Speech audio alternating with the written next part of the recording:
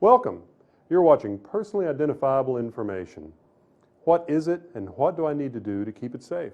This is the first in a three-part data security video series provided by the Kentucky Department of Education. The next two presentations will be about data security and what you should do in case of a data breach. Folks, I know that security is a dry topic, and when you hear the word data associated with it, eyes glaze over faster than donuts on a Krispy Kreme conveyor belt. But what we're actually talking about is pretty simple. All of us have access to some confidential information, our own if nothing else. As the world continues to become more connected, it's more important than ever for all of us to understand the risks of losing control of our data and what we can do to not only keep our own information safe, but the information of the people who trust us to handle that information. Those are the students and teachers of Kentucky. So let's get started. Let's move on to slide 2. All right, education agencies have all kinds of information about people, including their education data, employment data, financial information, medical information, and even criminal backgrounds that can be linked to names, social security numbers, data, and places of birth, even the mother's maiden name. It's all out there somewhere. That information includes not just student information, but teachers and district employees and KD's staff, job applicants, possibly your child's information, and even your own. You need to be able to identify PII, personally identifiable information, which is not always a simple matter. And you need to know the laws, policies, and best practices to keep it safe. It takes knowledge and vigilance to keep the information that we are entrusted with safe. I'm certain that no one wants to see his or her name in a headline like the one at the top of this slide. And while you may be thinking that you don't work with personally identifiable information, you still share the responsibility to keep it safe. For example, you may see a document with PII on the fax machine, if you still use fax machines. A training document that has a screenshot with PII may come across your desk, or you might observe forms requesting unnecessary PII that need to be revised. PII can even show up in pieces like travel claims, resumes, and job applications, and leave requests too. What defines and regulates PII? Well, you need to become familiar with 3 laws that define personally identifiable information. They also govern its use, and they prescribe measures to take in the event of a data breach. The Family Educational Rights and Privacy Act, otherwise known as FERPA, gives parents protections with regard to their children's education records and is extremely important in our work because it restricts what and when state and local education agencies can disclose.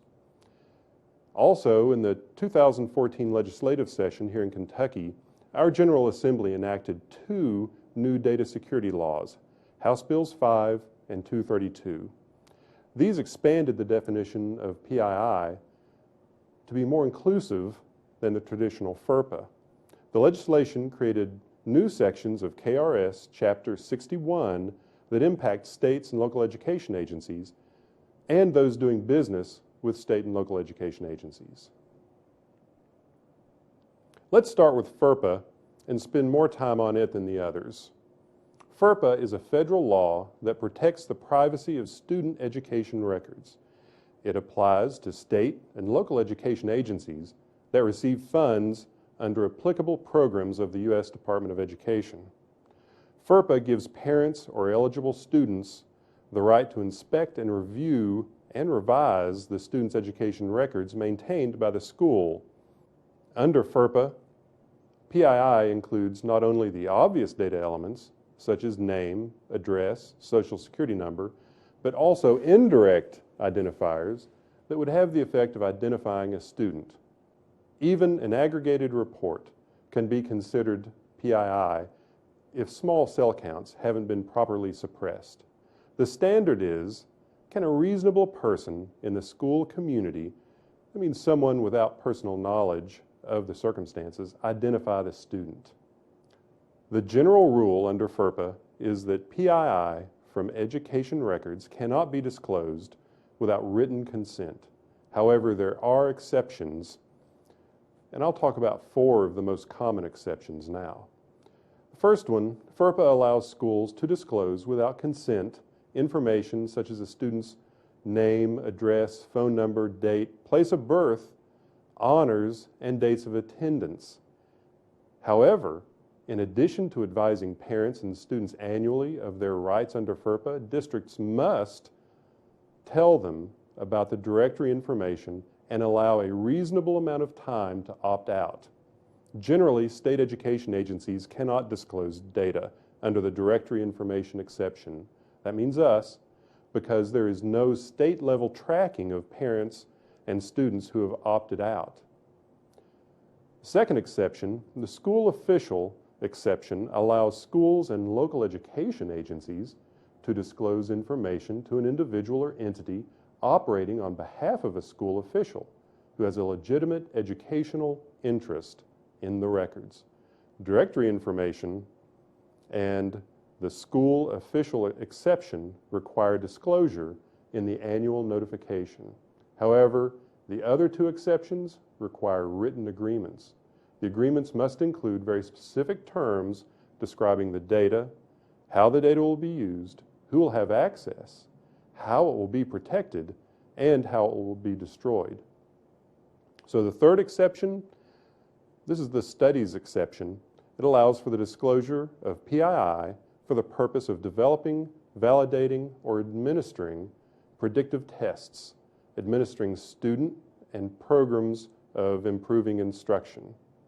The audit or evaluation exception allows for the disclosure of PII to audit or evaluate a federal or state-supported education program or to enforce or comply with federal legal requirements related to those programs.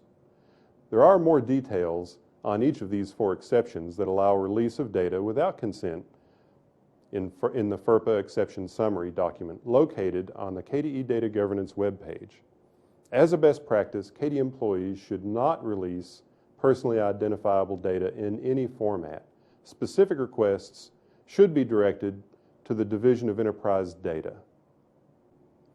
Revised Statute KRS 61.932, otherwise known as House Bill 5, enacts data security requirements for government agencies, including local and state education agencies, and imposes data security requirements upon entities contracting with agencies, such as Infinite Campus, Pearson SchoolNet, and any other vendor used to access or store student information. It also governs users of PII for approved research entities. This law defines and applies to any person's information, not just students. This law requires that state and local public education agencies and third-party contractors that maintain or possess personal information have written security procedures and practices to protect and safeguard against security breaches by its effective date, which is January 1st, 2015. Although this section, KRS 61.933, doesn't directly apply to KDE or local education agencies, it is very important to understand House Bill 232's definition of personally identifiable information and how it impacts public education agencies. This law requires consumer notification for any person or business when a data breach reveals personally identifiable information.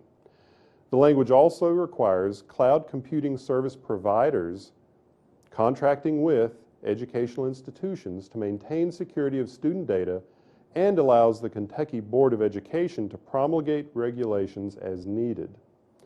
Details on the new section of KRS Chapter 61, this is for House Bills 5 and 232, will be covered in Part 3 of this series, Was That a Data Breach? What Should I Do? Now, what do I need to remember about PII? Well, learn to identify PII in its many forms. It's not always as straightforward as name and social security number. Remember that the FERPA definition of PII includes other information that, alone or in combination, is linked or linkable to a specific student, and that would allow a reasonable person in the school community who does not have a personal knowledge of the relevant circumstances to identify the student with reasonable certainty. Direct requests for PII to the KDE need to go to the data request at education.ky.gov mailbox. Keep a clean house. Limit printing of PII. Clean your desk off. Delete online files that are no longer needed, and shred all of your old paper files. Lock information storage areas that may contain PII. Limit PII conversations. Don't leave PII voicemails. Prevent listeners from getting too close, and don't talk about personally identifiable information at restaurants or any place that's public. And please don't fax confidential information if you still use a fax machine. Use common sense. How would you want your data used? And then go above and beyond the requirements. Follow the best practices that will be explained in part 2 of the training series, Data Access and Data Sharing. Thanks for watching. Feel free to send feedback or questions. The actual URLs to the links in this presentation are in the notes. The presentation can be found on the Data Governance webpage. Thanks a lot. Hope you enjoyed the presentation, and I'll see you in presentation number 2. Bye-bye.